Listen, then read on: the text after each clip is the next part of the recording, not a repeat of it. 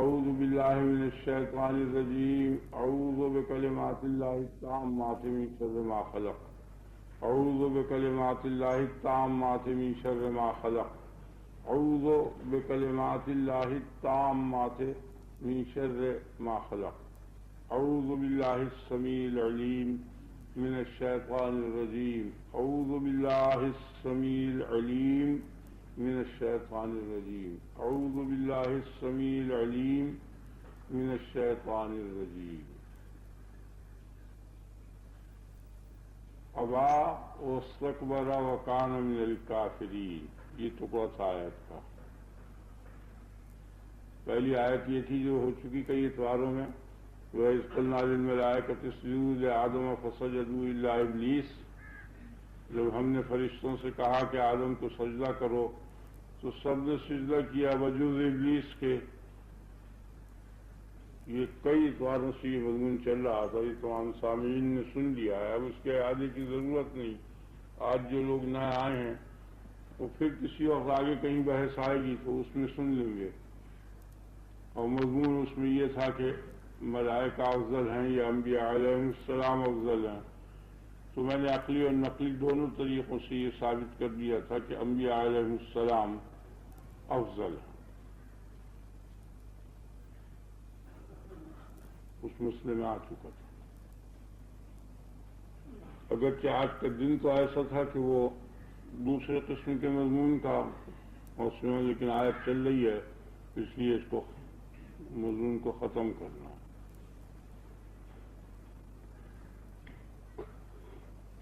اور ہم نے اس بات کو ثابت کر دیا ہے کہ مقصد تخلیق، کائنات کا مقصد جو ہے، کائنات کے پیدا کرنے کا مقصد جو ہے، وہ صرف محمد رسول اللہ صلی اللہ علیہ وسلم کی مقدس ذات ہے.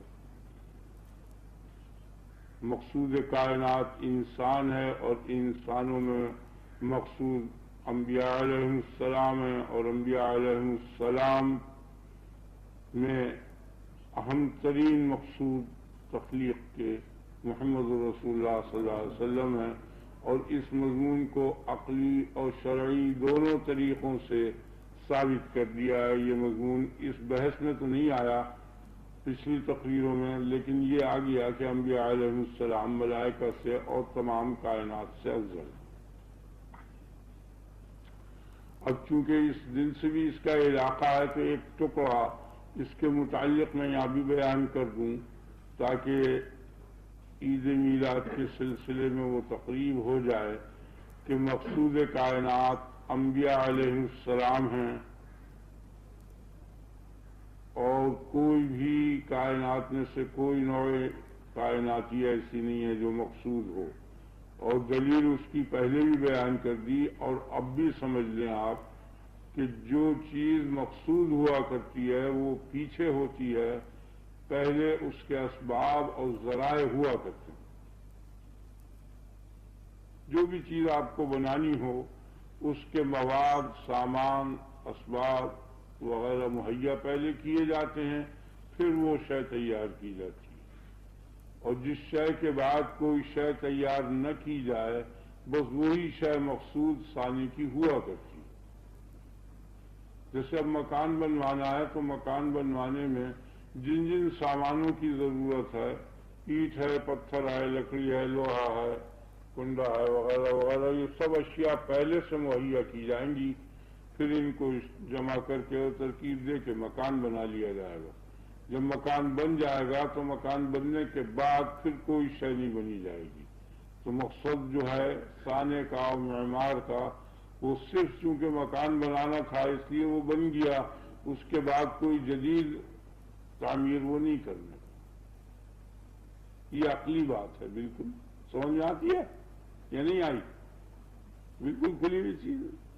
اگر کوئی معجون بنانی ہے تو پہلے ادویات مہیا کی جائیں گی، اس کے اجزاء مہیا کیے جائیں گے، پھر ان اجزاء کو ترکیب دیا جائے گا. جب وہ معجون تیار ہو جائے گی تو پھر اس کے بعد کوئی شے نہیں بننے کی.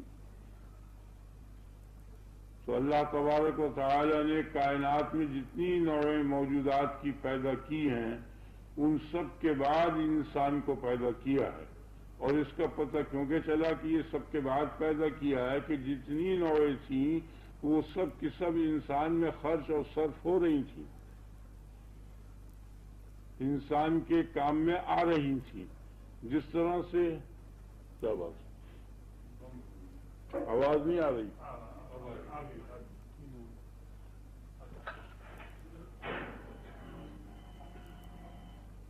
کائنات میں جتنی نوعیں اللہ تبارک و تعالی نے پیدا کی ہیں، سب کی سب جو ہیں انسان سے پہلے ہیں اور انسان سب سے پیچھے ہے. اور اس بات کی دلیل کہ انسان سب سے پیچھے ہے کیا ہے؟ یاد رکھو، وہ یہ ہے کہ انسان کے کام میں ہر نوع آ رہی ہے. موجودات کی جتنی بھی صنفیں ہیں براہ راست انسان کا کام کر رہی ہیں، انسان میں خرچ ہو رہی ہیں، یا بالواسطہ. کوئی ایسی شے ہے کہ 10 واسطے سے جا کر انسان کے کام میں آ رہی ہے، کوئی 50 واسطے سے کام میں آ رہی ہے، کوئی ایسی شے ہے کہ اس کا پتہ ہی نہیں چلتا کہ کتنے واسطوں سے کام میں آ رہی ہے اور کس کام میں آ رہی ہے. آ رہی ہیں سب کام میں. یہ اس بات کی دلیل ہے. اور انسان چونکہ کائنات میں سے کسی کائن اور کسی نوع کے کام میں نہیں آ رہا، اس سے پتہ چل گیا کہ کل اشیاء اسی کے لیے ہیں. یہ عقلی دلیل ہے. اور شرعی اور نقلی دلیل یہ ہے کہ وَسَخَّرَ لَكُم مَّا فِي السَّمَاوَاتِ وَمَا فِي الْأَرْضِ جَمِيعًا مِّنْهُ. تمام کائنات سماوی اور ارضی تمہارے لیے مسخر کر دی گئی اور تم کو ان سب چیزوں پر قابو دے دیا گیا. تو یہ معلوم ہو گیا کہ جس شے پر قابو دیا جاتا ہے وہ شے اس شے کے لیے ہوتی ہے. جیسے گھوڑے پر آپ کو قابو دے دیا تو گھوڑا آپ کے فائدے کے لیے اور سواری کے لیے ہے. سمجھ میں آ گیا نا مثالوں سے؟ یہ نہیں آیا؟ کوئی چیز ایسی نہیں ہے. یعنی مفردات ہیں وہ سب کے سب مرکبات میں خرچ ہو رہے ہیں، اور مرکبات جمادی جو ہیں وہ سب کے سب نباتات میں صرف ہو رہے ہیں، اور مرکبات نباتی جو ہیں وہ حیوانات میں صرف ہو رہے ہیں، اور حیوانات جو ہیں وہ انسان میں صرف ہو رہے ہیں. اور یہ جتنی اشیاء ترکیب سے پیدا ہو رہی ہیں ان سب میں کائنات سماوی تاثیر کر رہی ہے. سورج اور چاند اور کواکب سب کے سب یہ فصول اربع میں اور غلوں کے پیدا کرنے میں اور تمام اشیاء کے تغیر اور تبدل میں صرف ہو رہی ہیں.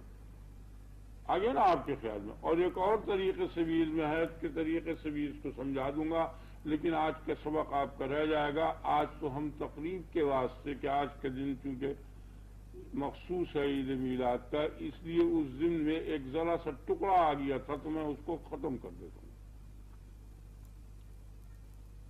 آیت کے مضمون سے علیحدہ. تو جب یہ ثابت ہو چکا کہ تمام کائنات انسان میں صرف ہو رہی ہے عقلی اور شرعی دلیل سے، اور انسان کسی کائنات میں خرچ نہیں ہو رہا، انسان کسی اور کام کے لیے ہے، کل کائنات اس کے لیے ہے اور انسان کسی اور لیے ہے، کسی اور کے لیے ہے. خیال میں آ گیا نا آپ کے؟ تو معلوم ہو گیا کہ صانع انسان کا مقصد، صانع عالم کا مقصد عالم کے بنانے سے صرف انسان ہی تھا اور کوئی شے نہیں تھی. انسان کے بنانے میں جتنے اسباب کی ضرورت ہوئی ہے انسان کے علاوہ وہ صرف انسان کے بنانے کے لیے پیدا کیے گئے ہیں. اگر وہ انسان کے کام میں نہ آتے تو وہ نہ بنائے جاتے. جیسے مکان کے بنانے میں جتنے سامان کی ضرورت ہے، جن جن چیزوں کی، وہ صرف مکان کے بنانے ہی کے لیے خریدے گئے ہیں، اور جو چیز مکان کے بنانے میں کام میں نہیں آتی وہ نہیں لائی جائے گی، نہیں خریدی جائے گی، نہیں مہیا کی جائے گی. خیال میں آ گیا نا آپ؟ تو کل اشیاء جتنی بھی تھی وہ سب انسان میں کھپ گئیں اور خرچ ہو گئیں. تو خالق کا مقصد تخلیق سے صرف انسان ہی ہے اور کوئی شے نہیں ہے. بس آگے آپ کے خیال میں؟ اور انسان کس لیے ہے؟ وہ صرف خالق انسان کے لیے ہے. مخلوقات میں سے کوئی مخلوق اور موجودات میں سے کوئی موجود ایسا نہیں ہے کہ انسان اس کے لیے ہو بلکہ تمام مخلوقات اور موجودات انسان ہی کے لیے ہیں، اور کوئی مخلوق اور کوئی موجود اور کوئی شے اور کوئی کائن انسان کے غیر انسان کے علاوہ کسی شے کے لیے نہیں۔ ٹھیک ہو گئی دونوں باتیں آپ کی سمجھ میں آ گئیں کہ تخلیق کا مقصد صرف انسان ہے اور کوئی شے نہیں ہے۔ یہاں تک کا ٹکڑا سمجھ میں آ گیا؟ اگر نہیں آیا ہو تو دوبارہ تقریر کر دوں کہ مقصد کائنات، مقصد تخلیق عالم، صانع کا مقصد اس صنعت سے صرف انسان ہے۔ آ رہی ہے آواز آپ لوگوں تک؟ ٹھیک ہے۔ اب انسان جو ہے یہ ایک دوسری بحث ہے کہ انسان کس لیے ہے۔ میں نے اشارہ کیا انسان خالق عالم کے اور خالق انسان کے لیے ہے، مخلوقات میں سے کسی شے کے لیے نہیں ہے۔ جیسے مکان ہے، آپ دیکھیے کہ یہ جتنے اجزاء ہیں اس کے، اینٹ پتھر وغیرہ، یہ تو سب مکان کے لیے ہیں۔ مکان ان میں سے کسی کے لیے بھی نہیں ہے، نہ کیواڑ کے لیے ہے، نہ زنجیر کے لیے ہے، نہ کنڈی کے لیے ہے، نہ کڑی کے لیے ہے، بلکہ مکان انسان کے رہنے کے لیے ہے، غیر کے لیے ہوگا۔ وہ اپنے اجزاء کے لیے نہیں ہوا کرتا کل، کیونکہ اجزاء پہلے سے موجود ہوتے ہیں۔ آپ سمجھ گئے نا؟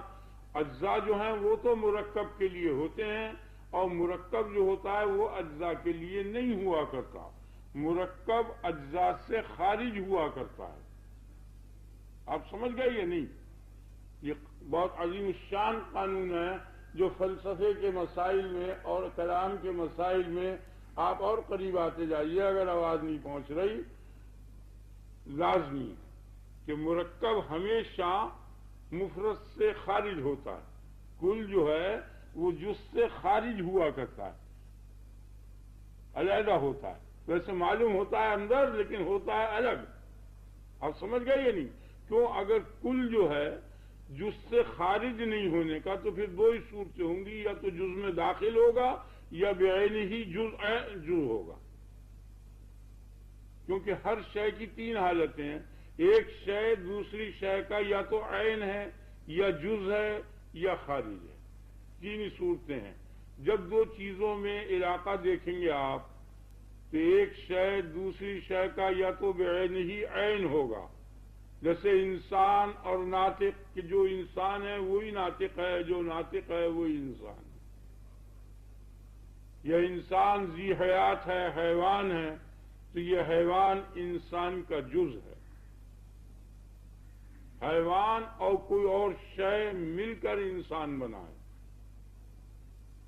یا اس سے خارج ہوگا، جیسے انسان اور پتھر، انسان اور گدھا وغیرہ وغیرہ تمام اشیاء، یہ سب اس سے خارج ہے۔ بات سمجھ میں آئی یا نہیں؟ کہ ہر دو چیزوں میں ایک شے دوسری شے کا یا عین ہوگی یا داخل ہوگی یا خارج ہوگی۔ داخلی کو جز کہتے ہیں، ایک شے دوسری شے کا عین ہے یا جز ہے یا خارج ہے۔ تو کل جو ہوتا ہے وہ جز سے خارج ہوتا ہے۔ اب کل و جز کا جب مقابلہ کیا تو کل جز سے خارج ہوتا ہے اور جز کل میں داخل ہوتا ہے۔ جز جو ہے وہ کل کا جز ہے اور کل میں داخل ہے، اور کل جو ہے وہ جز سے خارج ہے۔ سمجھ میں آ گیا نا؟ ذہن بیٹھ گیا نا؟ تو مرکب اجزاء سے خارج ہوا کرتا ہے۔ یہ نقطہ سمجھ میں آ گیا نا آپ کے؟ تو انسان میں تمام کائنات داخل ہے، اس لیے انسان ان کے لیے کبھی بھی نہیں ہونے کا، انسان ان سے خارج ہے، وہ اس کے لیے ہیں۔ لیے ہونے کے معنی یہ ہے کہ وہ اس کے جز ہیں، داخل ہے۔ یہی وجہ ہے جب ایک ضابطہ بن گیا تو بیسیوں آپ کو جزیات اس سے نکلیں گے کہ زیادہ بیٹے سے محبت ہوتی ہے، باپ سے محبت نہیں ہوتی۔ سمجھ گئے یہ نہیں؟ ایک تفریح اس پر ہم نے مرتب کی، نہیں سمجھ میں آیا؟ باپ سے محبت نہیں ہوا کرتی، یعنی نہ ہونے کی یہ معنی نہیں کہہ رہا کہ غیر کے مقابلے میں، یعنی بیٹے کے مقابلے میں باپ سے محبت نہیں ہوتی، بیٹے سے زیادہ محبت ہوتی ہے۔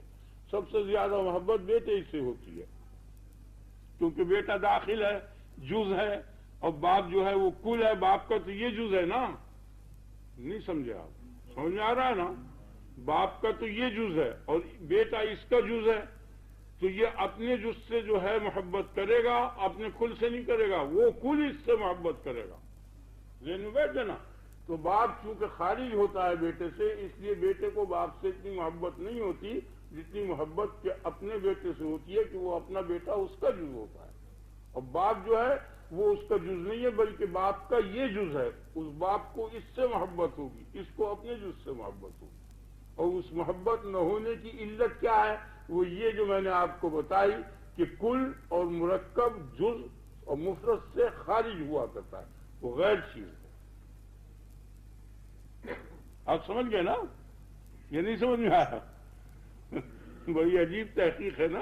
یہی وجہ ہے کہ اگر باپ مر جاتا ہے تو اس کو اتنا رنج نہیں ہوتا نعوذ باللہ، جتنا کہ نعوذ باللہ بیٹا مر جائے زیادہ رنج پاتا ہے، کیونکہ محبت زیادہ ہوتی ہے نا اس سے۔ اور یہ تو حصی بات ہے، مشاہدے سے تعلق رکھتی ہے، آپ کی سمجھ میں موٹی بات بھی نہیں آ رہی، آ گئی نا؟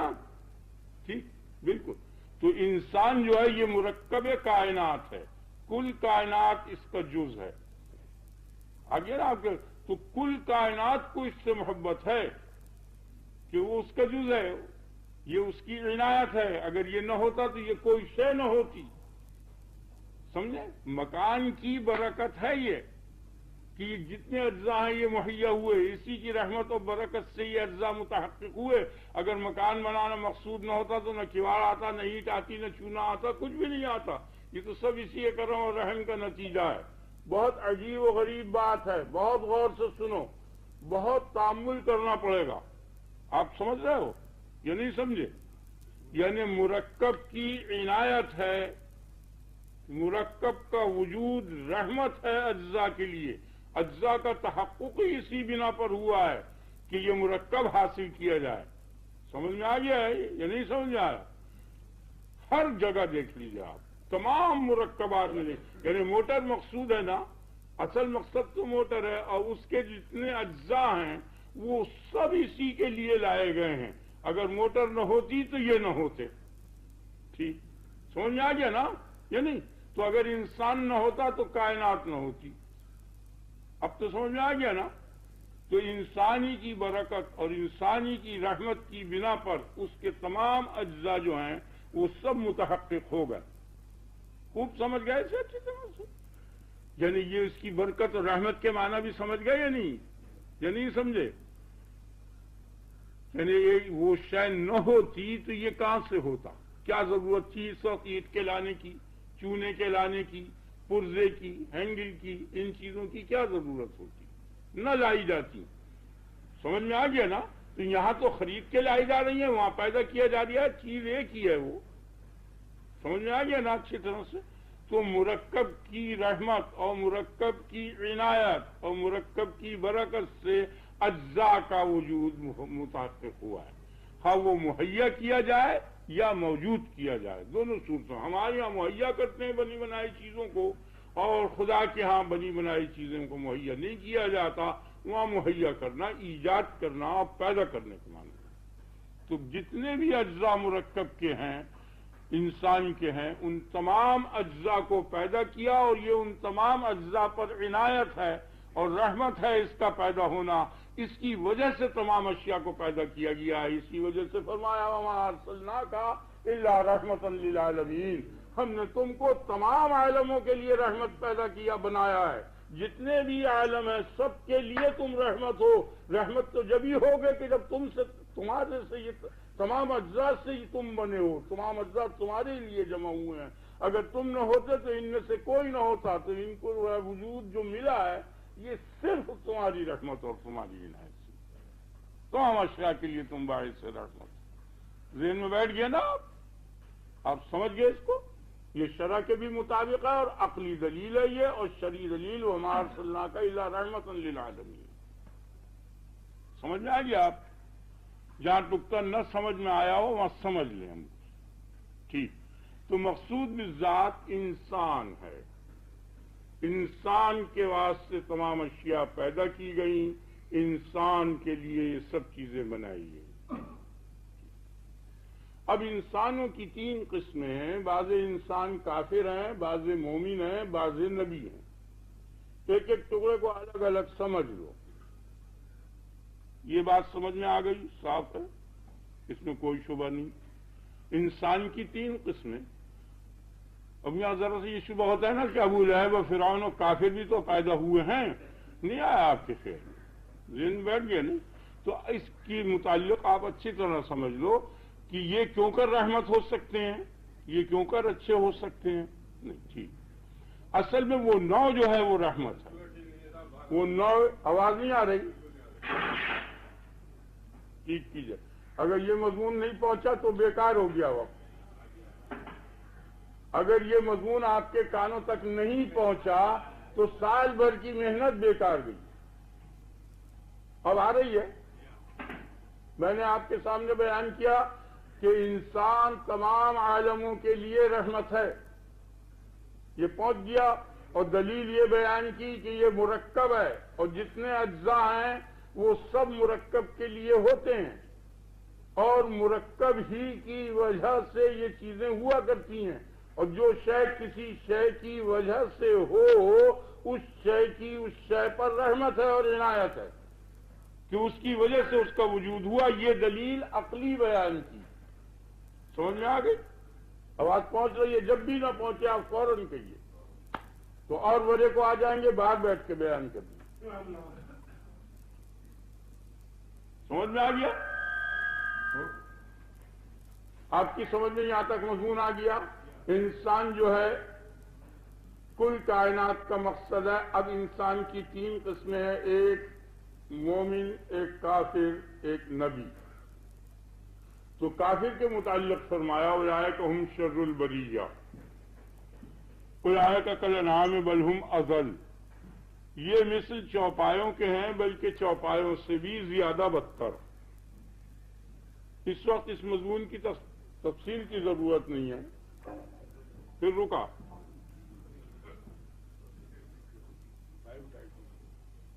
تو اس کو چوکی کو آپ باہر کر دیجئے، بیچ میں دونوں طرف ہوا دیجیے. نہیں تو بعضی بات ایسی ہے کہ اس کا سمجھانا مقصد ہوتا ہے، بعضی بات ایسی ہوتی ہے کہ وہ سمجھ میں نہ بھی آئے تو کچھ ڈر نہیں ہوتا، چھوڑو، آئے آئے نہ آئے نہ آئے. لیکن اس کا تعلق کیونکہ ایمان سے ہے، اس کا تعلق ایمان سے ہے، اس لیے اس کو ضرور سمجھا دینا ہے. مسلمان قوم کی تباہی کا کوئی سبب نہیں ہے، کسی قسم کا بھی سبب نہیں ہے. مجھے خوب معلوم ہے کہ کسی زمانے میں بھی اتنی خیرات نہیں ہوئی جتنی اب ہو رہی ہے. یہ دلیل اس بات کی ہے کہ مسلمان کسی زمانے میں بھی اس سے زیادہ متمول نہیں تھا جتنا اب ہے. یہ جو شہرت چلی آ رہی مسلمان بھوکا مفلس، یہ سب غلط باتیں ہیں.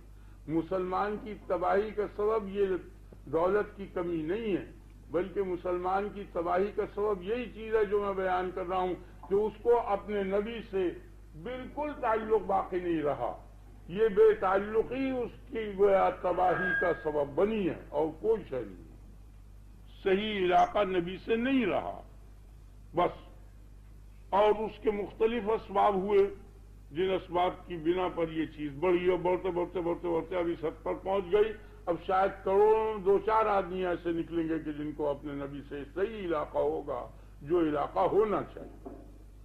چند افراد، ان کو تو میں نہیں کہتا، وہ تو قیامت تک رہیں گے، لیکن بہت بڑی اکثریت جو ہے وہ ختم ہوگی. سمجھ میں آ گیا؟ ٹھیک. اب انسان کی 3 قسمیں، ایک مومن، ایک کافر، ایک مومن، ایک نبی. کافر کے متعلق فرمایا کہ یہ مثل چوپایوں کے ہیں بلکہ ان سے بھی بدتر. دوسری جگہ فرمایا اولئک ہم شر البریہ. بریہ کے معنی خلائق، یہ شر الخلائق ہیں، تمام مخلوقات سے بدتر ہیں کافر، بدترین خلائق ہیں. تو یہ کیوں کر بہترین خلائق ہو سکتے ہیں؟ آپ سمجھ گئے نا؟ یہ نہیں. ٹھیک ہے. اب آپ دیکھیے کہ بڑے بڑے ٹوکرے سیبوں کے آیا کرتے ہیں دوسرے ملکوں سے، کابل وغیرہ سے. سیب جو ہے بڑی اچھی چیز ہے، بیر وغیرہ کے مقابلے میں، جاڑی بوٹی کے بیر میں، گنے کی گنڈیری وغیرہ وغیرہ، بہت سی چیزوں کے مقابلے میں سیب کا فروٹ بہت بہتر فروٹ ہے. یا آم کا ہے؟ لیکن جب یہ لال پڑ جاتا ہے اور بالکل اس میں چکتا لگ جاتا ہے، گل جاتا ہے، پورا کا پورا سیب کبھی گل جاتا ہے اور کبھی کچھ حصہ گل جایا کرتا ہے، سمجھ گئے آپ؟ تو ان کو کیا کیا جاتا ہے؟ ٹوکرے کا ٹوکرا پھینک دیا جاتا ہے۔ تو ان سب کا سڑ جانا اور گل جانا سیب کی فضیلت اور بڑائی اور افضلیت کے معنی نہیں ہے، منافی نہیں سمجھ رہا ہے؟ کبھی ایسا ہوتا ہے چھوٹے چھوٹے داغ لگ جاتے ہیں تو ان کو چاقو سے صاف کر کے باقی بیچ ڈالتے ہیں، ذہن میں بیٹھ گیا نا؟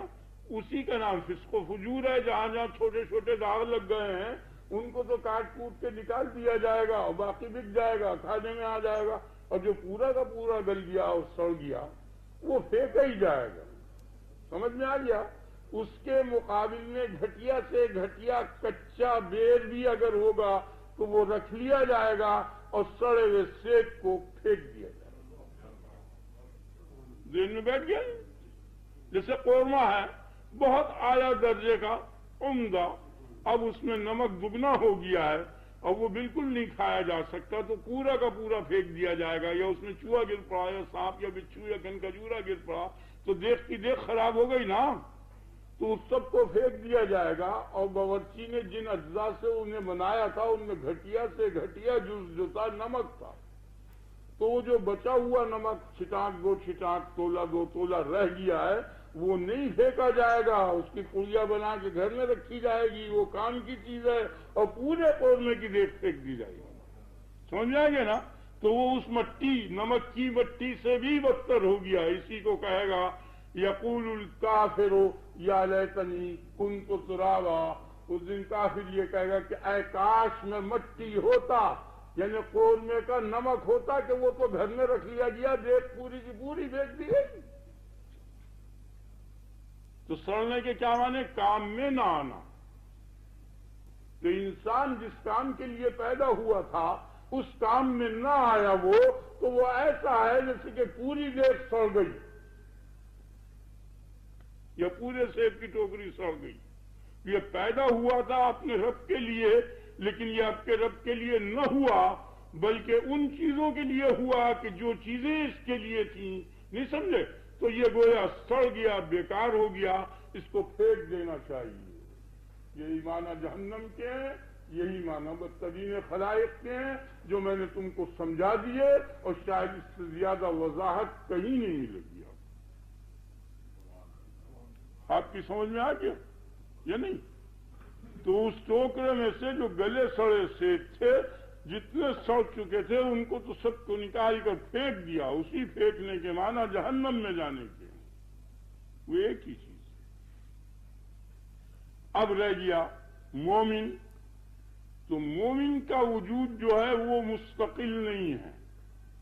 جیسے سورج نکل لیا ہے، سورج کی روشنی میں بھی آپ چیزوں کو دیکھتے ہیں، اور یہاں سورج نہیں ہے، اوپر چھت ہے، یہ روکیں بنی ہوئی ہیں، یہ تمام روکیں حجاب ہیں سورج کی چمک یہاں آنے سے، لیکن اس کے باوجود بھی آپ لوگ نظر آتے ہیں اور چیزیں نظر آ رہی ہیں۔ تو یہ ظل ہے، یہ چھاؤں ہے، یہ سایہ ہے، یہ تابع ہے اس روشنی کے۔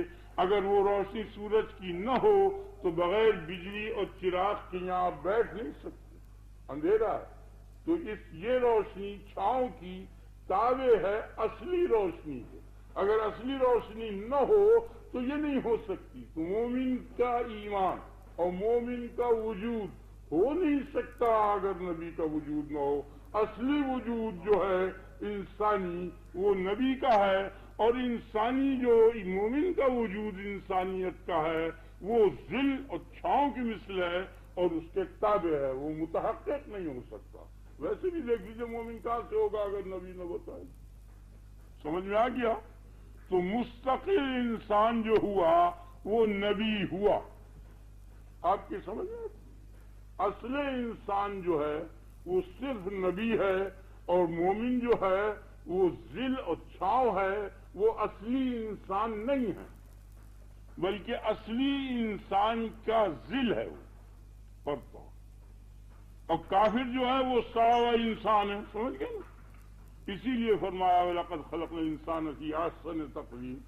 ہم نے انسان کو بہترین قیام سے پیدا کیا ہے. سب ترجمے کے لفظ بھی یاد رکھو.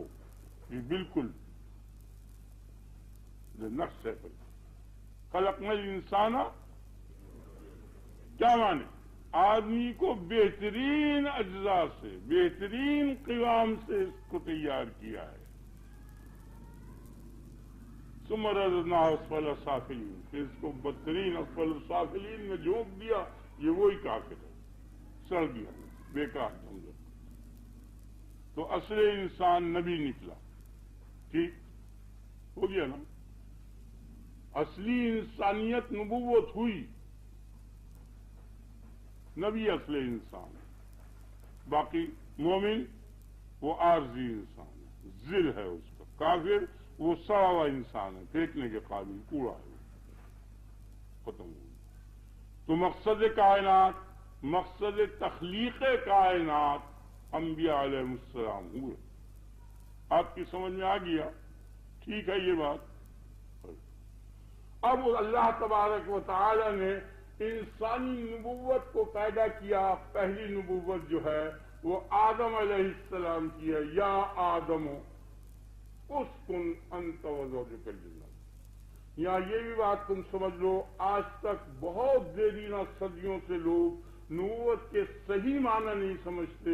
نبوت کہتے ہیں خطاب ربانی کو. اللہ تعالیٰ جس بشر کو خطاب کرے بس اس خطاب کرنے ہی کا نام نبوت ہے، اور وہ شخص نبی ہے. یاد رکھو، اللہ تبارک و تعالی کسی انسان سے کلام کرے اور خطاب کرے اور آواز دے اس کو، بس یہ خطاب ہی نبوت ہے. اور جس شخص سے خطاب ہو رہا ہے وہ نبی ہے. سمجھ میں آ گیا یا نہیں آیا؟ نبی کسے کہتے ہیں؟ مخاطب رب العالمین. وہ انسان، قید لگی ہوئی ہے بشر کی. آگے نا آپ کے خیال، وہ خطاب بشر کے علاوہ بھی بہت سو سے کرتا ہے، لیکن ان سے وہ نبی نہیں ہے. جس بشر سے کلام کرے، دلیل اس کی ما کان لبشر ان یکلمہ اللہ الا وحیا او من وراء حجاب او یرسل رسولا فیوحی باذنہ ما یشاء. ما کان لبشر، کوئی بشر اس لائق نہیں ہے کہ اللہ تعالیٰ اس سے کلام کرے، لیکن ان 3 طریقوں سے کسی طریقے سے بھی کلام نہیں کرتا بجز ان طریقوں سے: وحی سے، یا پس پردہ، یا کسی رسول کو بھیجتا ہے، وہ باذن الہی اس کی مشیت کے مطابق اس کے دل میں وحی ڈال دیتا ہے. وحی خالص جو ہوتی ہے وہ معنی ہوتے ہیں کہ جو نبی کے دل میں ڈالے جاتے ہیں، اور لفظ نبی کے ہوتے ہیں. اپنے الفاظ سے نبی ان معانی کو ادا کر دیتا ہے. وہ حدیث رسول اللہ صلی اللہ علیہ وسلم. سمجھ میں آ گیا؟ اللہ تعالیٰ نے معانی نبی کے دل میں ڈالے، اور نبی نے اپنی زبان میں پبلک کے قوم کے سامنے ادا کر دیا ان معانی کو. یہ جو معانی دل میں اللہ نے ڈالے ہیں، اسی کا نام وحی خالص ہے. یاد رکھیے، یہ قرآن کی آیت. ٹھیک ہے؟ یہ بھی وحی ہے، ایک قسم وحی کی. اور من وراء حجاب، یا پس پردہ. پس پردہ وحی کے کیا معنی ہیں؟ کہ الفاظ سنے جاتے ہیں، بولنے والا نظر نہیں آتا. کلام خدا کا سنا جا رہا ہے کانوں سے، لیکن کلام کرنے والا جو ہے وہ اس شخص سامنے کے نظر میں نہیں آتا. جیسے حضرت موسیٰ علیہ السلام کو وحی ہوتی تھی، وہ پس پردہ جو کلام الہی ہے وہ بھی وحی ہے. اس کی دلیل کیا ہے؟ فَاسْتَمِعْ لِمَا يُوحَىٰ. اے موسیٰ، جو وحی تجھ کو ہو رہی ہے اسے تو سن. وہ کلام ہو رہا تھا، اللہ نے اس کلام کو جو پس پردہ کلام تھا وحی سے تعبیر کیا. اور یرسل رسولا فیوحی باذنہ ما یشاء، یہ ایک فرشتہ پیغمبر کو وہ بھیج دیتا ہے، اور وہ باذن الہی اس کی مشیت کے مطابق اس کو وحی کر دیتا ہے. یہاں بھی وحی ہے. تو وہ اصل میں تینوں جگہ وحی ہے، اور یہ 3 قسم کی وحی ہو گئی. سمجھ میں آ گیا؟ اسی کا نام نبوت ہے۔ اس کی کیا دلیل ہے کہ وحی کا نام نبوت ہے؟ اس کی دلیل یہ ہے قل انما انا بشر مثلکم، کہہ دے میں تمہاری جیسا، تمہاری طرح ایک آدمی ہوں، تمہیں جیسا، تمہارے جیسا، تمہاری طرح کیا ہوں؟ بشر۔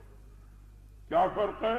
یوحا الیہ، میرے اوپر وحی آتی ہے، تو وحی فرق تھی نا، مابین فرق وحی ہو گیا نبی اور غیر نبی میں، کہ میرے پاس وحی آتی ہے، تمہارے پاس وحی نہیں آتی، تو اور میں نبی ہوں تم نبی نہیں، تو معلوم ہوا کہ نبوت جو ہے وہ در حقیقت وحی ہے، اور وحی کیا ہے؟ وہ یہ اس کے یہ تین طریقے ہیں۔ سمجھ لیا گیا نا؟ کلام ربانی، خدا تعالیٰ جس سے کلام کرے۔ تو اللہ تعالیٰ نے آدم علیہ السلام سے کلام کیا اور کہا یا آدم، بس یہی وحی، یہی کلام جو ہے اسی کا نام وحی ہے۔ آدم نبی ہو گئے اور یہ وحی ہو گئی، اسکن انت وزوجک الجنۃ۔ یہاں اور دوسری قسم کی بحثیں میں نہیں شروع کرتا، آج عید میلاد کا موقع ہے، اس لیے اس کی تقریب میں یہ چند الفاظ میں بیان کر دوں۔ ٹھیک؟ تو وہ انسان نبی جب مقصود بالذات نبی انسانی ہوا یا انسانی نبوت ہوئی تو یہ نبوت متحقق ہو چکی، ٹھیک، مقصد تخلیق عالم حاصل ہو چکا، لیکن اس پر اکتفا نہیں ہوا، کام جاری رہا برابر۔ یہ نبوت آدم ختم ہو چکی، اس کے بعد شیش وغیرہ نوح علیہ السلام کی نبوت شروع ہوئی، ان کو نبی بنایا۔ انا اوحینا الیک کما اوحینا الی نوح، نوح کی طرف وحی ہوئی۔ تو معلوم ہوا کہ آدم علیہ السلام کی نبوت جو تھی وہ مقصود نہیں تھی، کائنات میں تو مقصود نبوت تھی، اور نبوتوں میں آدم کی نبوت مقصود نہیں تھی، کیونکہ اگر آدم کی نبوت مقصود ہوتی تو جب تک وہ رہتی اس کے بعد دوسری نبوت نہ تیار کی جاتی، تو نبوت نوح تیار کی گئی، پھر وہ بھی ختم ہو گئی، نبوت ابراہیم تیار ہوئی، وہ بھی ختم ہو گئی، نبوت اسماعیل اسحاق و یوسف وغیرہ یہ تمام نبوتیں تیار ہوئی، ختم ہوتی چلی گئی، برابر ان کو ختم کرتا رہا اور دوسری نبوت تیار کرتا رہا، یہاں تک کہ عیسیٰ علیہ السلام کی نبوت تیار ہوئی، پھر اسے بھی ختم کر دیا، اس کو باقی نہیں رکھا۔ تو معلوم ہوا کہ یہ جتنے بھی آدم سے لے کے عیسیٰ علیہ السلام تک نبوتیں تھیں، ان کائنات میں تو مقصد نبوت تھی، اور نبوتوں میں مقصود ان میں سے کوئی بھی نہیں تھی، کسی کو بھی باقی رکھنا نہیں تھا، ورنہ ان کو ختم نہ کیا جاتا۔ آخری نبوت محمد صلی اللہ علیہ وسلم متحقق ہوئی، اور کہا ما کان محمد ابا احد من رجالکم ولکن رسول اللہ وخاتم النبیین۔ اب اس کے بعد کوئی نبوت نہیں تیار کی جائے گی، تو معلوم ہوا کہ اصل مقصد یہی نبوت تھی۔ تو کائنات کا مقصد جو تھا وہ انسان تھا، اور انسان میں نبی تھا، اور نبی میں محمد رسول اللہ تھا، تو محمد رسول اللہ تمام مقصود کائنات، اور یہی ہم کو ثابت کرنا تھا۔ درود شریف پڑھو صلی اللہ محمد وعلی آل سیدنا مولانا محمد وبارک وسلم۔ یہ اللہ اور اللہ کے رسول کو خوش کرنے کے لیے چند فقرے میں نے بیان کیے ہیں، آپ کا سنانا مقصد نہیں ہے میرا۔ اللہ تبارک و تعالی اس ہدیے کو، نظر کو قبول کرے۔ خدا اور رسول کو خوش کرنا یہ شرک نہیں ہے، واللہ ورسولہ احق ان یرضوہ، اللہ اور اللہ کا رسول حقدار ہیں، یہ دونوں مستحق ہیں اس بات کے کہ ان کو راضی کیا جائے، ان کو خوش رکھا جائے، اللہ اور رسول کو خوش رکھا۔ جب یہ مجلس مرتب ہوگی ہم تمام تفصیل سے یہ مضامین بیان کریں گے۔ آپ کی لائن یہاں کی نہیں تھی اس لیے آج تقریباً بیان۔ درود شریف پڑھیے۔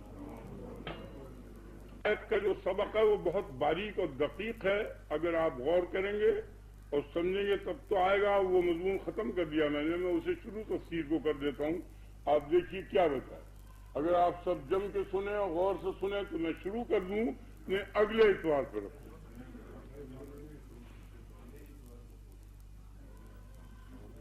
جی ہاں 4:15 کے قریب ہو گئے. تو سامعین کو عجلت ہے اور جلدی جانا چاہتے ہیں, تو اس لیے وہ مضمون گھنٹہ 1.5 گھنٹے سے کم میں آیت کا نہیں تیار ہوگا, اور وقت بھی ہو چکا ہے. اس لیے اب تھوڑا ہی مضمون بہت بہتر. تو یہ مضمون ختم ہو چکا ہے. اس کے بعد اب کوئی چیز نہیں ہونے کی. نبوت ختم ہو چکی, کائنات ختم ہو چکی, اب کیا ختم ہو جائے گی؟ بس وَيَبْقَى وَجْهُ رَبِّكَ ذُو الْجَلَالِ وَالْإِكْرَامِ.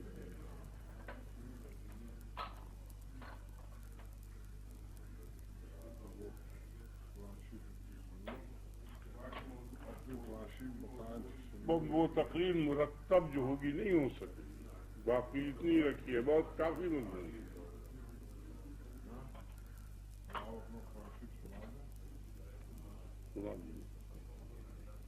کہتا ہے کہ جب کتاب لایا اور اس نے اس کی قیمت 1,00,000 روپے مانگی.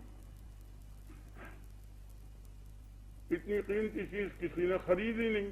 اتفاق سے ایک آدمی ایسا بھی آ گیا, اس نے پوچھا کیا قیمت, اس نے 1,00,000 روپیہ بتایا. اس نے 1,00,000 روپیہ اسے دے دیا اور کتاب لے لی. جب وہ کتاب لے کے گھر گیا تو اسے کھولنا شروع کیا, وقت تو سادی کتاب تھی, کچھ نہیں تھا اس میں. آخر میں ایک فقرہ انگلی برابر لکھا ہوا تھا. اس نے کہا 1,00,000 روپے وصول ہوگا. یہ عمر بھر کا اس کا تجربہ تھا, یہ اس نے لکھ دیا اپنی ذاتیوں. سمجھ میں آئیے نا آپ کو. تو وہ لوگ تو علم کے قدردان ہیں. اور یہاں ایک اور غلط فہمی ہو گئی ہے. وَلَقَدْ كَتَبْنَا فِي الزَّبُورِ مِن بَعْدِ الذِّكْرِ أَنَّ الْأَرْضَ يَرِثُهَا عِبَادِيَ الصَّالِحُونَ. ہم نے زبور میں نصیحتیں کرنے کے بعد یہ اعلان کر دیا تھا. یہ سب اردو ترجموں کے خلاف ہے. ہم نے زبور میں جس باب میں نصیحتیں تھیں, نصیحت کے باب کو ختم کرنے کے بعد یہ اعلان کر دیا تھا. لفظی معنی یہ ہے کہ ہم نے لکھ دیا تھا زبور میں ذکر کے بعد کہ ان الارض یرثها عبادی الصالحون, میرے صالح بندے جو ہیں وہ زمین کے وارث ہوں گے. تو یہاں علماء کو بہت غلط فہمی ہوئی ہے. یہ صالح جو ہے سلوک سے مشتق ہے اور صلاحیت سے. زمین کے وہ بندے وارث ہوں گے جو زمین پہ انتظام کرنے کی قابلیت اور صلاحیت رکھتے ہیں. آپ میں سے وہ صلاحیت جاتی رہی.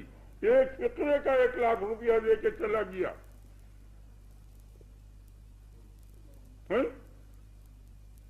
یہ مولانا جیلانی صاحب بیٹھے ہیں, المجلس کے واسطے انہوں نے کہا تھا, کسی نے نام نہیں لکھوایا, نہ وصول کیا, نہ یہ تقریر اس کے اندر ہوتی ہے. اس کے نقل کرنے کے لیے ایک آدمی مہیا نہیں کر سکے. آپ سمجھو, غور کرو, ذہن میں بیٹھو. وہاں یہ حال ہے, یہاں یہ حال ہے. آپ کے سامنے اتنے عجائب و غرائب قوانین آئیں گے جو کبھی اس زندگی میں نہیں آئیں گے. ایک ایک بات کو آپ یاد رکھو, لکھو. یہ بڑا مشکل مضمون تھا, اس لیے میں نے چھوڑ دیا, نہیں میں بیان کر دیتا. ابا واستکبر وکان من الکافرین, اس نے انکار کیا اور وہ اکڑا, وہ کافروں میں سے تھا. قرآن کی آیت کا یہ ترجمہ ہے, اس سے زیادہ نہیں. بظاہر کتنا صاف معلوم ہو رہا ہے, کتنا سہل معلوم ہو رہا ہے. لیکن جب اس میں بحث چلے گی اور گفتگو ہم شروع کریں گے اور اپنی رائے بیان کریں گے, وہ دقیق ہوگی. اس لیے اس کے لیے وقت درکار ہے. آپ جلدی نہ کرو. سمجھ میں آئیے نا. جلدی کرنے میں نہ تو مزہ ہی آئے گا اور نہ سمجھ ہی میں آئے گی. میں نے جو مضمون آپ کو بیان کر دیا وہ کتنا قیمتی ہے, اسے تو غور کرو. ختم نبوت کا, چیزیں میلاد کے متعلق کہ مقصود کائنات صرف محمد رسول اللہ صلی اللہ علیہ وسلم کی مقدس ذات ہے. اس مضمون کے متعلق بہت کافی میں بیان کر سکتا ہوں, لیکن اب چونکہ ٹائم بہت ہو گیا اور لوگوں کی طبیعتوں میں جو جلدی ہے اس کا تخیل مجھے بڑا دکھ دیتا ہے. ان سب سے زیادہ تو میں کاروباری آدمی ہوں. میں اپنا کام چھوڑ کر آتا ہوں, دکان چھوڑ کر آتا ہوں, ضروری گھر کے کام چھوڑ کر آتا ہوں, جو تنہا مجھے کو کرنے پڑتے ہیں اور کوئی نہیں. بعض لوگوں کو کچھ شوق ہوتا ہے, لیکن یہ نہیں ہو سکتا کہ بعض کو شوق ہو اور بعض کو نہ ہو, تو آپس میں اختلاف ہوگا. بعض کے خاطر 8واں دن کر دوں یا یہ, اور لوگ گھبرائیں, اس سے کیا فائدہ. اس لیے وہ 15واں رکھیے کم سے کم, ٹھیک ہے نا. ویسے آپ کو کوئی بات پوچھنی ہے مجھ سے پوچھ لیجیے, 2-4 منٹ میں اور بیان کر دوں گا. باقی یہ کہ وہ مضمون مکمل نہیں ہونے کا, اس لیے اسے چھوڑ دیں. یہی مضمون بہت کافی ہے جو میں نے بیان کیا.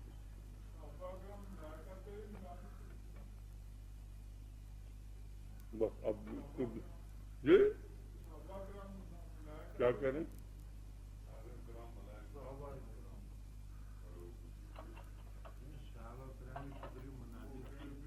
جی دیکھو, یہاں کوئی اختلافی مسئلہ نہیں, میں تو علمی حیثیت سے بیان کرتا ہوں. اس سلسلے میں کوئی گفتگو مت کرو. آپ کو جو عقیدہ جس کا ہو وہ جا کے سدھا مولوی ہے یہاں سے یہاں تک, 2 فریق مل جائیں گے, دونوں میں سے جس سے آپ کو تعلق ہو اس کی طرف چلے جائیے. میں کسی کو منع نہیں کرتا. مسئلے کی تحقیق جو کروں گا قاعدے کے اندر, اس کے بعد پھر کسی اختلاف کی مجال نہیں رہنے کی. الذین آمنوا صلوا علیہ وسلموا تسلیما. اور یہ حکم صحابہ کرام اس محفل کو مناتے تھے یا نہیں مناتے تھے, یہ ایک الگ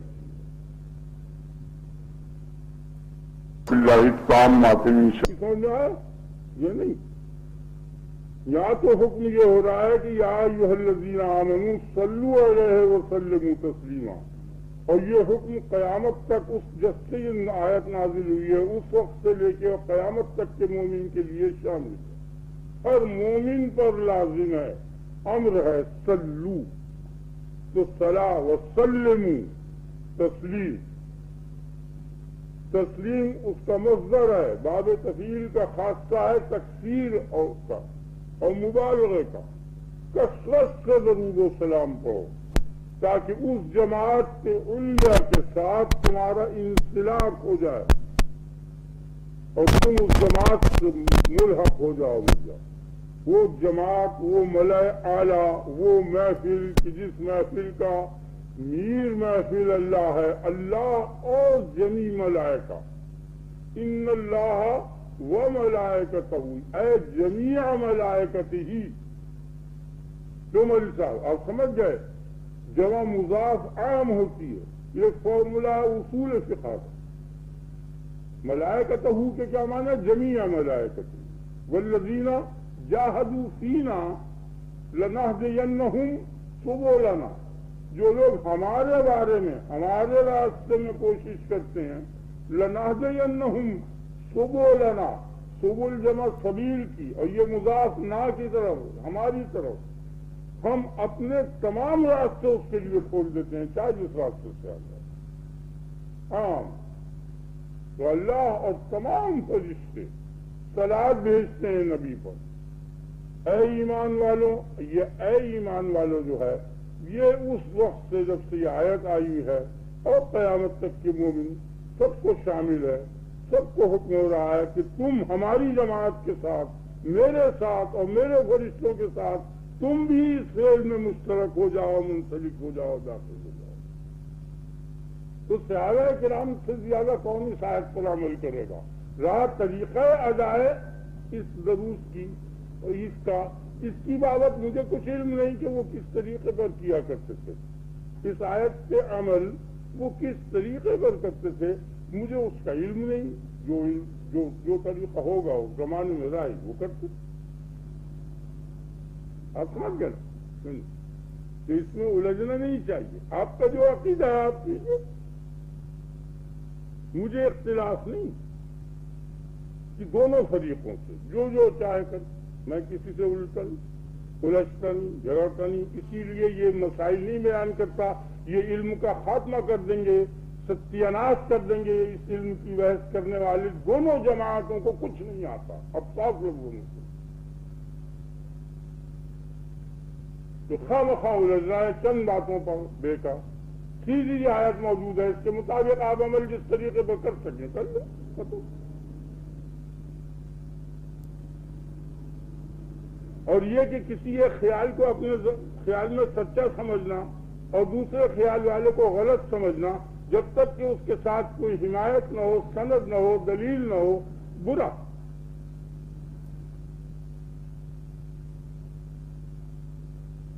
صحابہ کرام رضی اللہ عنہم اجمعین کے زمانے میں کبھی بھی اجتہاد نہیں ہوتا تھا۔ یہ اتنے کثیر مسائل کہ اگر کراچی کی چاروں طرف حد بندی کر دی جائے اور فصیل بنا دی جائے تو ایک گڑھا کراچی بن جائے گا۔ اتنے عظیم الشان گڑھے کے اندر فقہ کی کتابیں سما نہیں سکیں گی، بچ جائیں گی۔ اتنی کثیر کتابیں لکھی گئی ہیں جو صرف قرآن اور حدیث سے نکالی گئی، اور یہ ہرگز صحابہ کے زمانے میں رائج نہیں تھی، نہ وہ جانتے تھے اسی تو بحث کرنے کی ضرورت ہے۔ ایسی باتیں یہاں نہ پوچھا کرو نہ کیا کرو۔ جس کا جو عقیدہ ہے اس عقیدے کے مطابق وہ کام کرے۔ مجھے کوئی اختلاف نہیں، مجھے صرف اختلاف سے اختلاف ہے اور کسی سے اختلاف نہیں۔ پر میں ہر وقت سمجھانے کے لیے تیار ہوں۔ جو بات بہت سی باتیں اس قسم کی ہیں کہ ایک فریق حق پر ہے، دوسرا فریق غلطی پر ہے، بہت سی باتیں اس قسم کی ہیں کہ یہ حق پر ہیں وہ نہ حق پر ہیں۔ اب جس کے مذہب کی تائید ملتی ہے وہ اس کو اچھا سمجھنے لگتا ہے، جہاں اس کے خلاف ملتا ہے وہ برا سمجھنے لگتا ہے، تو اس جگہ سے میں ہٹ گیا۔ میں نے کبھی وہ مذہبی ایسی باتیں نہیں۔ آپ کا جو عقیدہ ہے کہ آپ میلاد شریف پڑھیے، آپ کھڑے ہوئیے، یا جو لوگ نہیں کھڑے ہوتے ہیں نہ کھڑے، مجھے کسی فریق سے کوئی تعارف نہیں۔ میں الجھتا نہیں، مسلمانوں میں تفریق و فتنہ نہیں چاہتا۔ ان الذین اختلفوا فی الکتاب لفی شقاق بعید، جو لوگ کتاب کے معاملے میں اختلاف کر رہے ہیں وہ بڑی سخت گمراہی میں۔ اور یہ جو مذہب بن گیا ہے ایک جماعت کا، مجھے اس سے اختلاف نہیں، وہ اتفاق نہیں ہے۔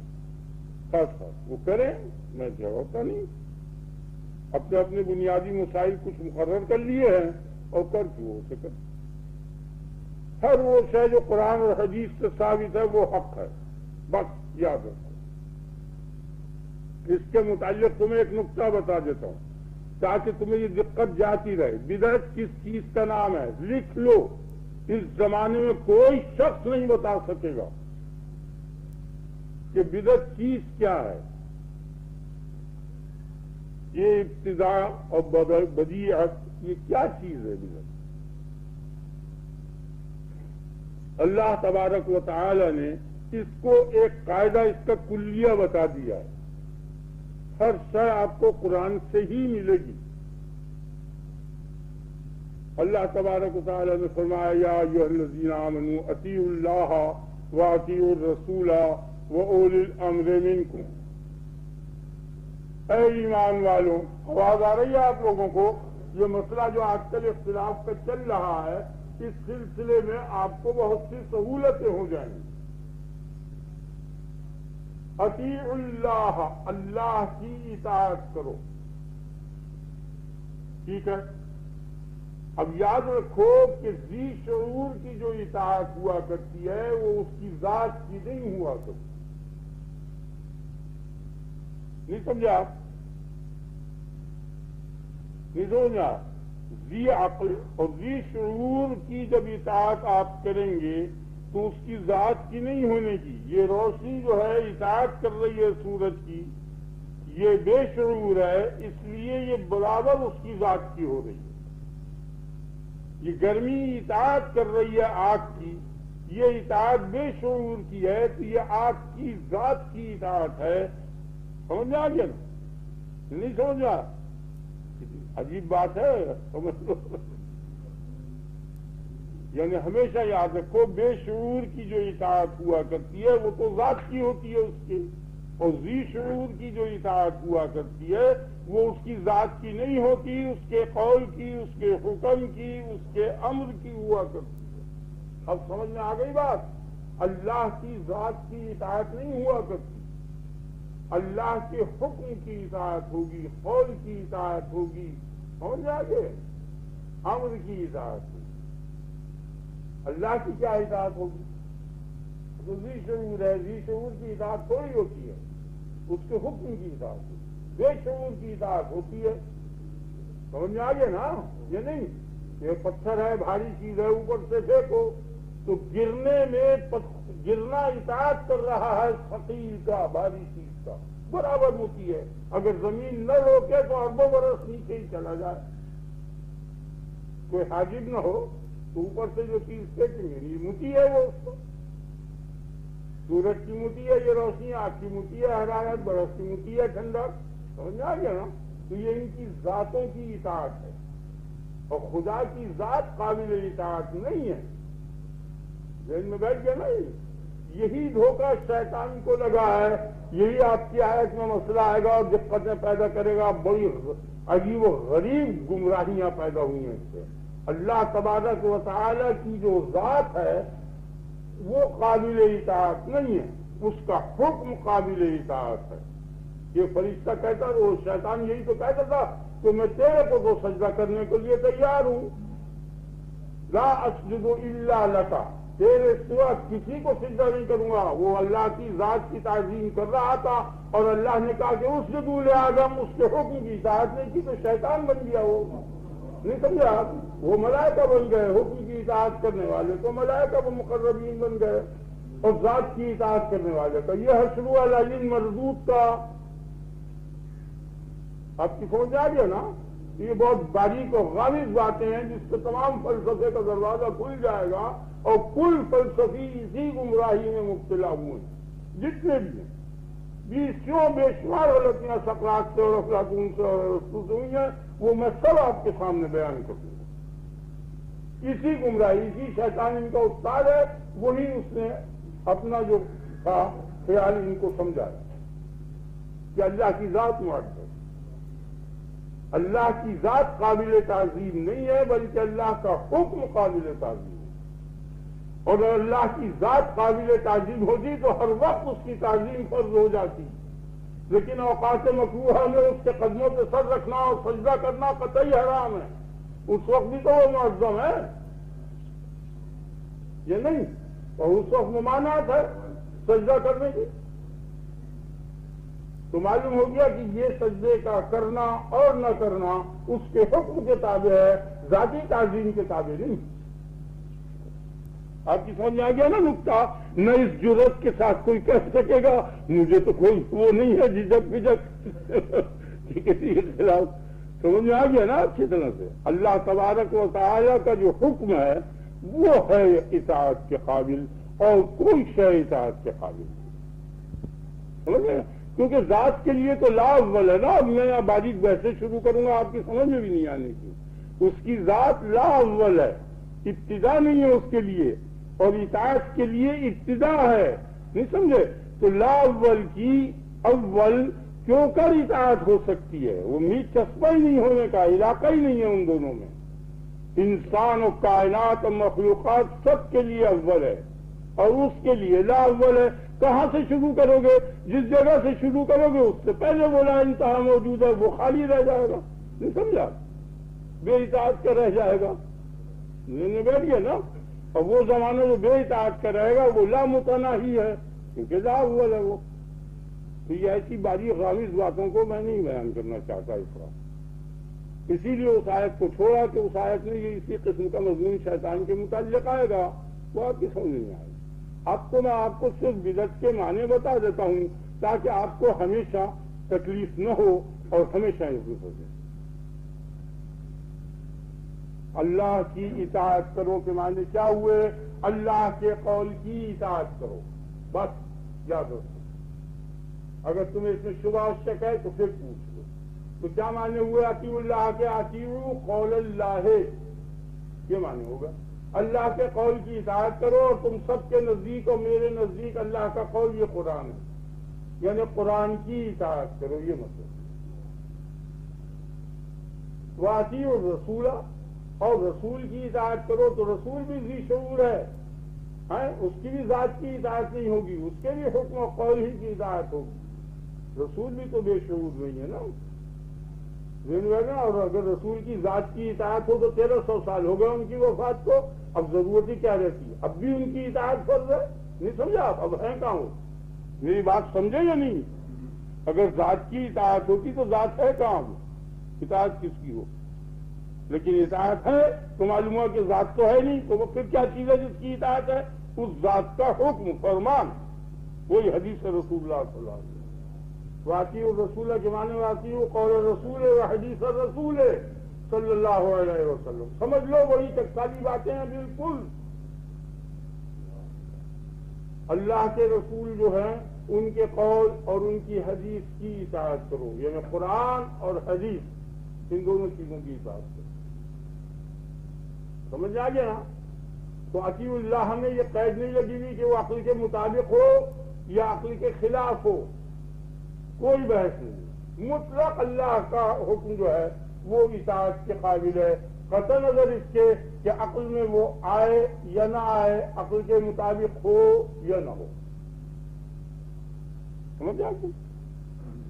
اگر کوئی ایسا اللہ کا قول ہے جو عقل میں نہیں آتا، عقل اس کا صحیح اندازہ نہیں کر سکتی، تو عقل شرط نہیں ہے اس کے ماننے یا نہ ماننے کی، مجرد اس کے کہنے سے ماننا پڑے گا قرآن کی آیت کو۔ اگر آپ کے جیسے لا تقولوا لمن يقتل فی سبیل اللہ اموات، مت کہو ان لوگوں کو کہ جو قتل کر لیے گئے ہیں راہ خدا میں، کیا مت کہو ان لوگوں کو اموات، مردے، بل احیاء، بلکہ وہ زندہ، اور عقل میں ان کی زندگی آتی نہیں،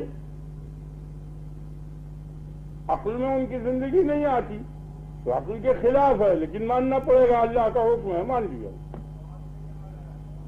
آواز نہیں آ رہی؟ ٹھیک کرو، آپ اسے ٹھیک کیجئے، باہر آواز نہیں جاتی۔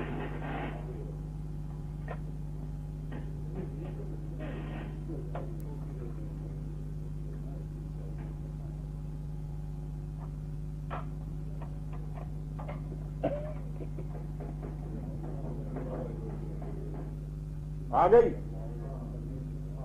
یعنی اللہ کی اطاعت بلا شرط ہے، کسی عقل کی شرط نہیں لگی ہوئی، بالکل مانو۔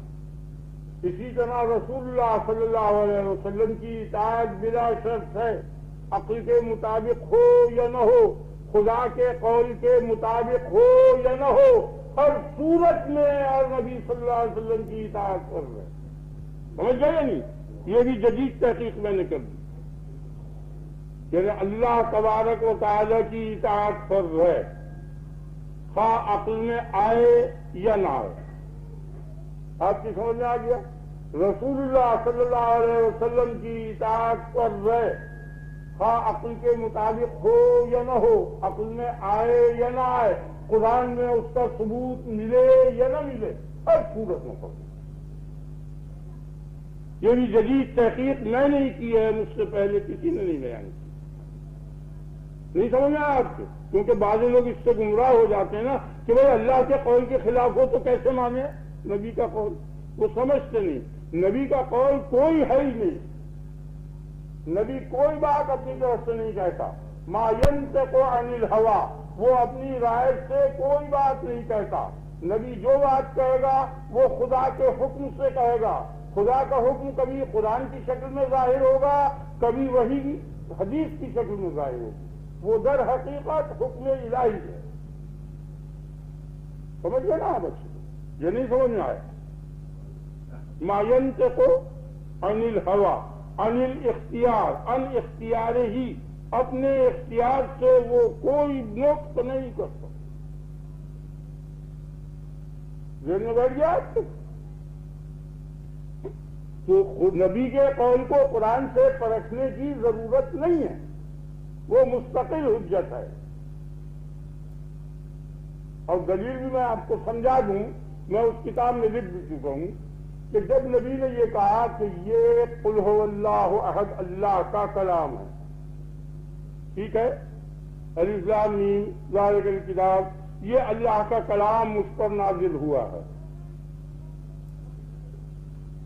تو جس وقت اس نے یہ اشارہ کر کے کہا کہ یہ اللہ کا کلام مجھ پہ نازل ہو گیا اور نازل ہوا ہے، تو مجرد اس کے کہنے سے کلام اللہ کو مانا ہے، کلام اللہ میں کوئی آیت نہیں ہے کہ اس کے کہنے کو تسلیم کیا جائے، بلکہ اس کے کہنے سے کلام اللہ کو مانا گیا۔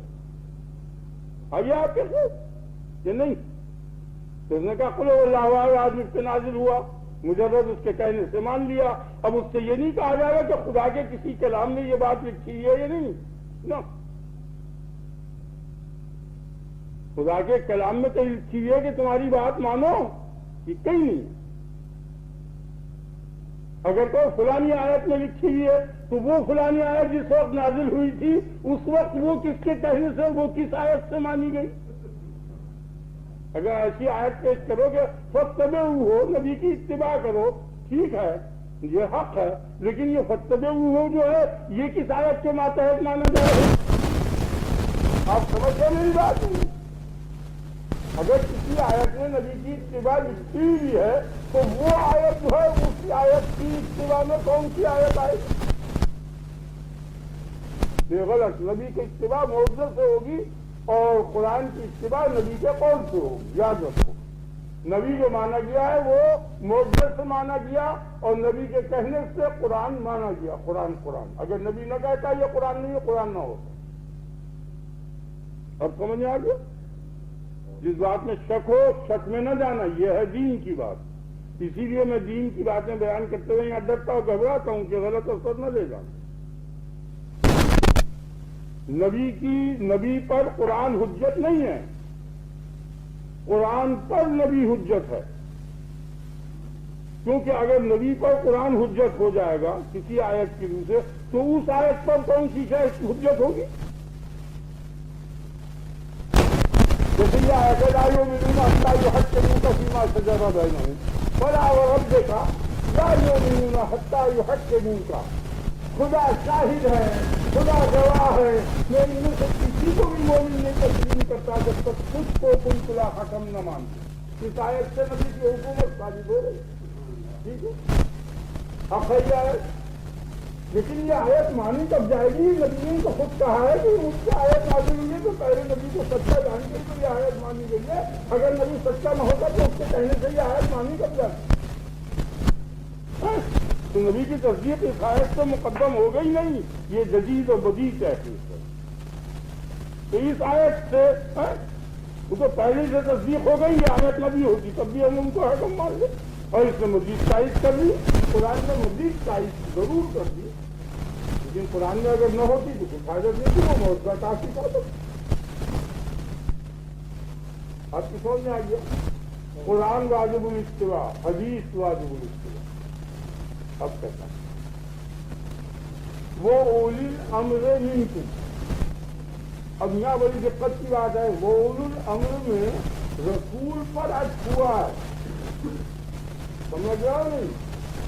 یعنی وہاں تو تھا اطیعوا اللہ اور اطیعوا الرسول، یہاں یہ نہیں کہا اطیعوا اولی الامر منکم، یہ نہیں کہا، ایک ہی اطاعت ہے، اطیعوا الرسول اور اولی الامر، یہ نہیں کہا اطیعوا اللہ واطیعوا الرسول واطیعوا اولی الامر، یوں نہیں کہا، بلکہ اطیعوا الرسول اور رسول پر عطف اولی الامر کا، یہاں مزید اطیعوا کا لفظ نہیں لایا۔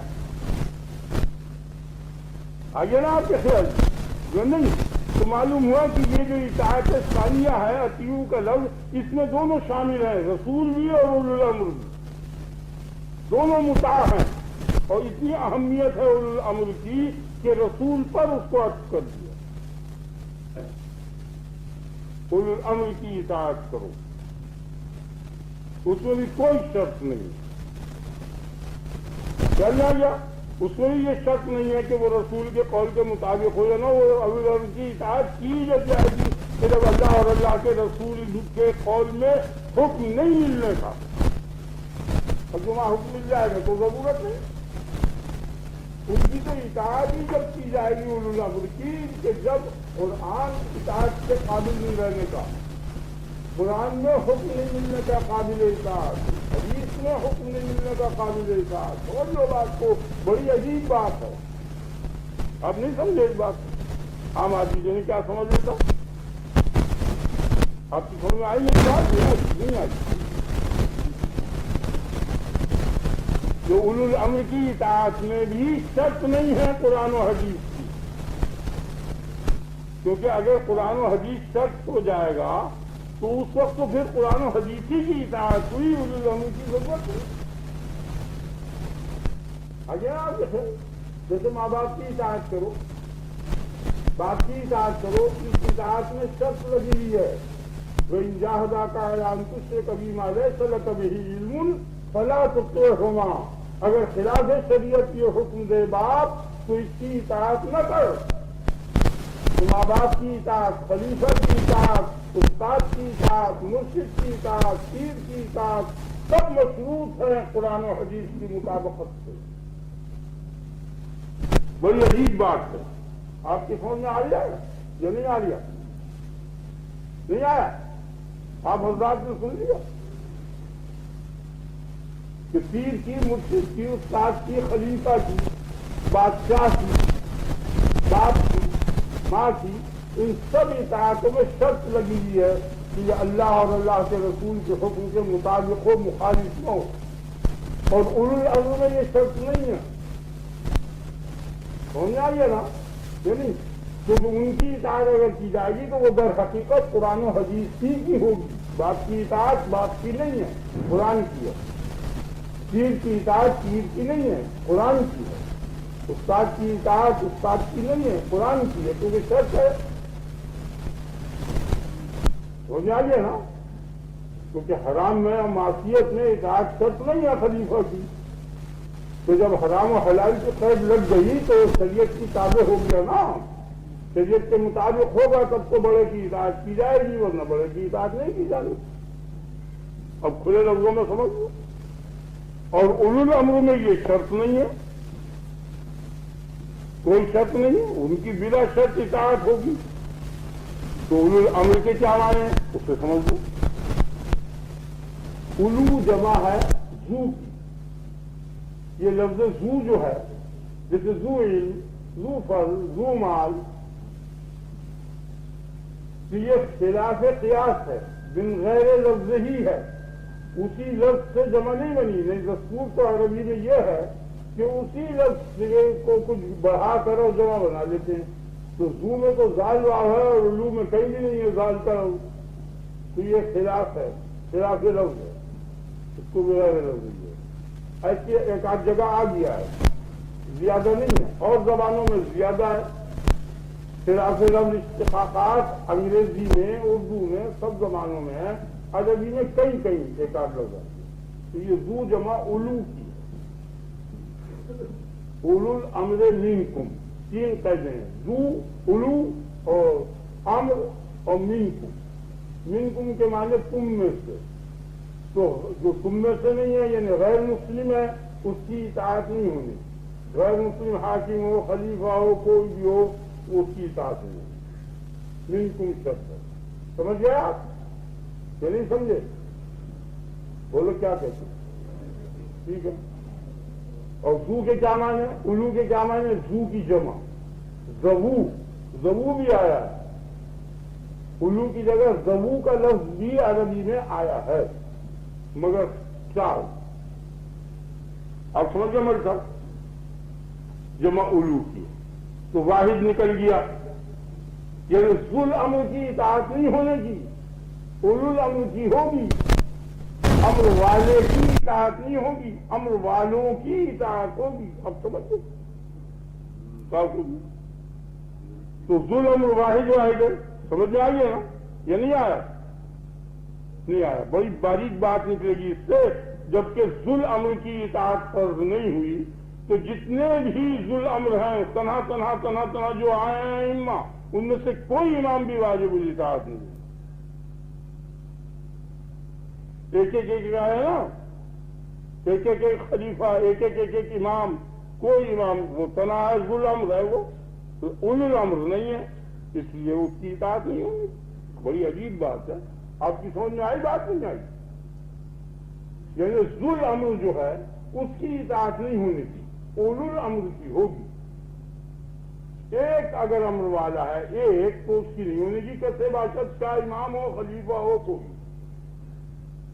اور امر کے کیا معنی؟ امر کے کیا معنی؟ وہ امرہم شورا بینہم، اللہ تبارک و تعالی نے فرمایا امر کیا ہے مومنین کا؟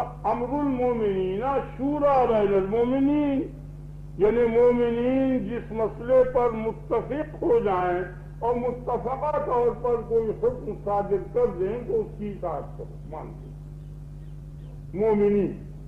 اور وہ وہی حکم ہوگا جو نہ قرآن میں ہوگا نہ حدیث میں ہوگا، ورنہ مومنین کی پھر ضرورت ہی نہیں پڑھنے کی۔ آپ کی سمجھ آ گیا نا؟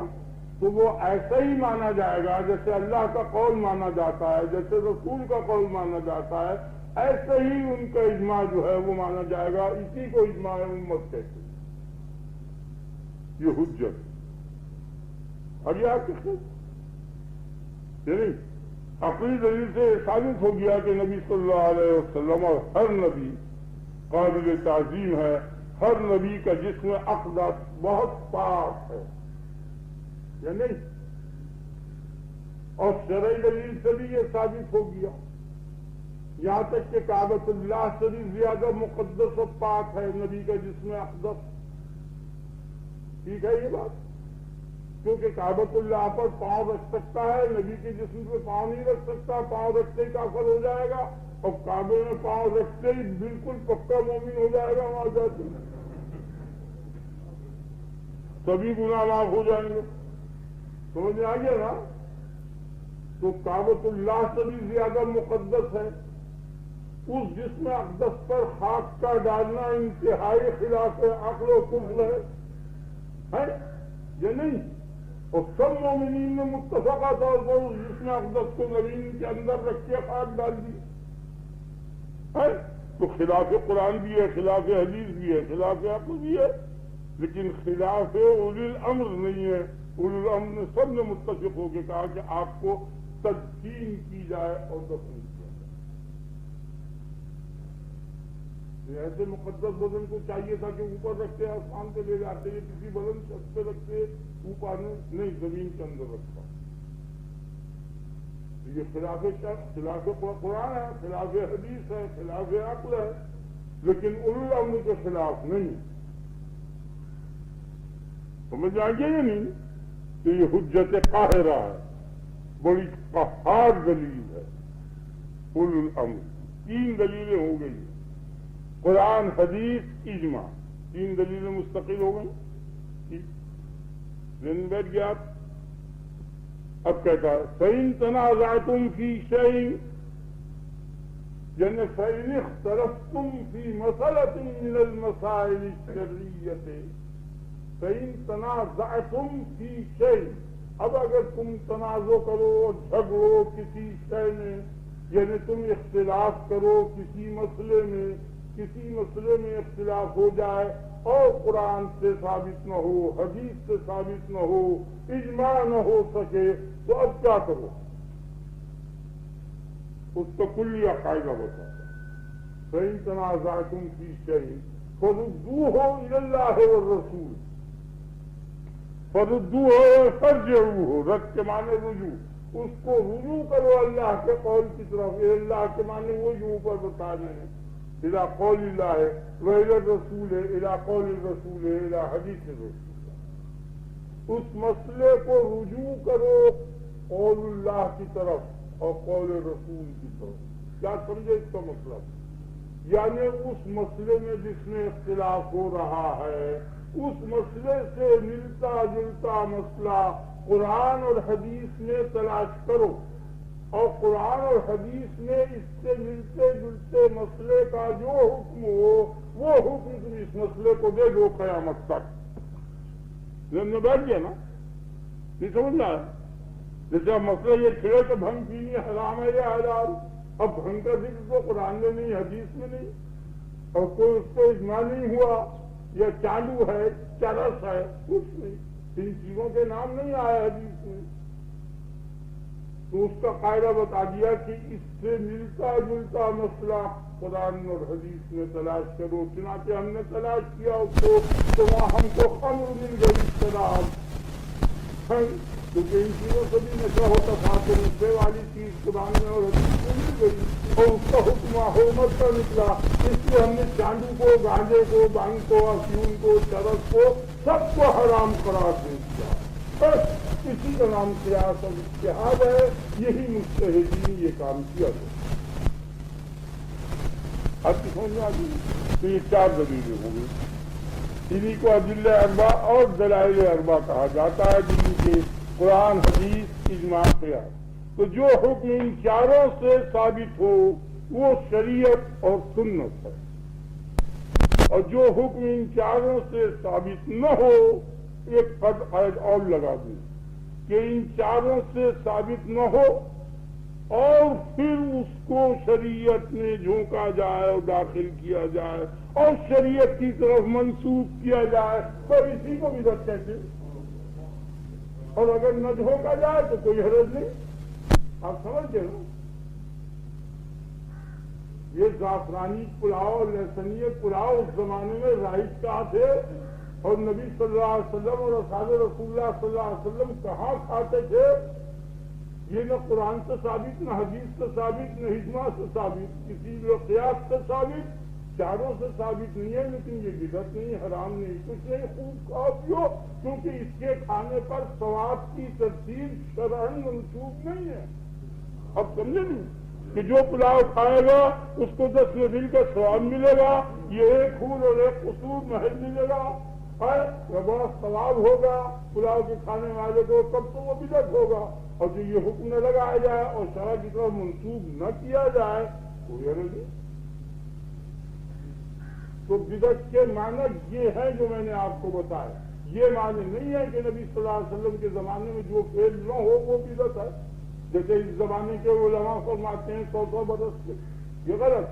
صحابہ رسول اللہ صلی اللہ علیہ وسلم کے زمانے میں جو فعل نہ ہو وہ بدعت, یہ بھی غلط. یہ کوئی خیر نہیں بھائی, یہ صحیح تعریف ہی ہے. نبی صلی اللہ علیہ وسلم کے زمانے میں جمعے کی 3 اذانیں کبھی بھی نہیں ہوئی. ابو بکر صدیق رضی اللہ عنہ کے زمانے میں نہیں ہوئی, عمر رضی اللہ عنہ کے زمانے میں نہیں ہوئی. جمعے میں 3 اذانیں ہوتی ہیں نہیں, کہاں ہوں, تینوں زمانوں میں نہیں تھی. بعد میں ہوئی حضرت عثمان غنی کے زمانے میں. اصحاب رسول اللہ صلی اللہ علیہ وسلم کے زمانے میں کبھی بھی اجتہاد نہیں ہوا, کبھی بھی اس قسم کے مسائل مرتب نہیں ہوئے. اس کے بعد سلف صالحین و تبع تابعین رضی اللہ عنہم اجمعین کے زمانے میں کبھی بھی حدیث کی تدوین نہیں ہوئی. 250 برس کے بعد یہ محدثین نے جمع کیا. یہ تدوین حدیث کا مسئلہ جو ہے یہ بالکل گویا نہ رسول اللہ صلی اللہ علیہ وسلم کے زمانے میں تھا, نہ صحابہ کے زمانے میں تھا, نہ تابعین کے زمانے میں. تو یہ سب بدعت ہو جائے. حالانکہ تدوین حدیث بھی صحیح ہے, اجتہاد بھی صحیح ہے, صحابہ رسول اللہ کا بھی عمل صحیح ہے, سب باتیں حق ہیں, لیکن ان کے باوجود ان تعریف کی بناؤں پر یہ بدعت نہیں ہے. تو جو بھی فعل ہو آپ اس سے دیکھ لیں کہ اگر وہ دلائل اکبر سے ثابت نہیں ہے اور اس کی بابت یہ حکم شرعی لگایا جا رہا ہے تب وہ بدعت ہوگا. حکم شرعی نہ لگایا جائے تو وہ فعل مباح ہے. آپ سے آگے نا, اور آپ نے یہ بات کہی تھی کہ صحابہ رسول اللہ صلی اللہ علیہ وسلم کا عمل کیا ہے, وہ حق ہے. صحابہ کا عمل بالکل حق ہے. سمجھو, غور کرو. میں تم کو بڑی نئی بات بتا رہا ہوں. صحابہ قطعی حق پر تھے اور قطعی ان کا عمل صحیح ہے اور قطعی ان کو تتبع کرنا چاہیے اور قطعی خوش قسمت ہے جو ان کو اپنا مقتدا بنائے, اور جو ان سے اختلاف کرے وہ قطعی بدنصیب ہو جائے. ٹھیک حق ہے, ان کا عمل قطعی حق ہے, لیکن حق ان کے عمل میں منحصر نہیں ہے. یہ نقطے کی بات ہے. وہ جو کرتے تھے وہ قطعی حق تھا. نہیں سمجھا؟ آج ایک کروڑ روپیہ آپ خیرات دے دیجیے, کسی صحابی کو بھی نہیں موقع ملا تھا, تو یہ فعل بدعت ہو جائے گا. یہ اس وقت آپ پڑھیے اللہ اکبر, پڑھو سب. ہو سکتا ہے کہ اس وقت کسی صحابی نے بھی اللہ اکبر نہ کہا ہو. نہیں سمجھا؟ 4:45 بجے اس ٹائم پر ہو سکتا ہے, امکان ہے کہ اس وقت اللہ اکبر کسی نے نہ کہا, اور آپ نے بھی یہ کہا تو یہ بدعت تھوڑی ہوا. نہیں سمجھا؟ تو وہ جو کرتے تھے وہ قطعی صحیح تھا, لیکن جتنی صحیح چیزیں وہ سب وہی کرتے تھے اور ان کے علاوہ کوئی صحیح نہیں تھا. یہ ثابت نہیں ہے. نہیں، وہ یہ ثابت ہے کہ جو وہ کرتے تھے وہ قطعی صحیح ہے، آپ ان کا تصور کیجئے، مجھے اس سے کوئی اختلاف نہیں، یہ آپ کی خوش قسمتی ہے، خدا مجھے بھی توفیق دے ان کی اتباع۔ لیکن جو وہ کرتے تھے، آپ سمجھئے نا، جو وہ کرتے تھے وہ صحیح ہے، صحیح وہ نہیں کرتے تھے۔